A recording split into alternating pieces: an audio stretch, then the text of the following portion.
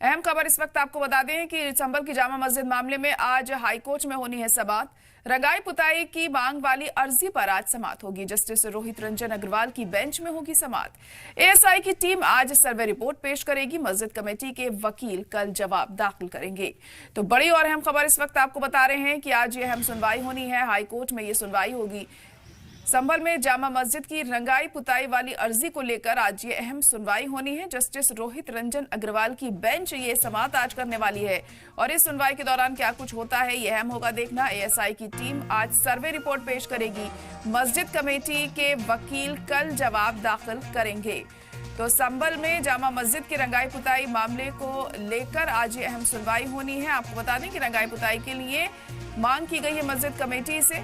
हालांकि सफाई की इजाजत इससे पहले दे दी गई थी, लेकिन रंगाई पुताई की इजाजत नहीं मिली है कोर्ट की तरफ से इस मामले में। और इससे पहले एएसआई ने भी तमाम तरह की वजह यहाँ पर बताई थी कि आखिर क्यों रंगाई पुताई नहीं करवानी चाहिए। और आज अपनी रिपोर्ट दाखिल की जाएगी एएसआई की टीम के जरिए और इस सर्वे रिपोर्ट आज वो पेश करने वाली है कोर्ट में। तो क्या कुछ उसमें होता है, रिपोर्ट में क्या कुछ निकलकर सामने आता है, ये अहम होगा यहाँ देखना। इसके अलावा मस्जिद कमेटी के वकील कल जवाब दाखिल करेंगे।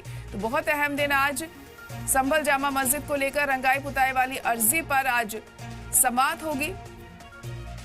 हालांकि मस्जिद कमेटी ने इससे पहले उन तमाम बातों को दरकिनार कर दिया था जो एएसआई की तरफ से कहे गए थे कि यहाँ पर रंगाई पुताई इस वजह से की जा रही है ताकि जो साक्ष्य है वहां पर मंदिर के उसे छुपाया जा सके।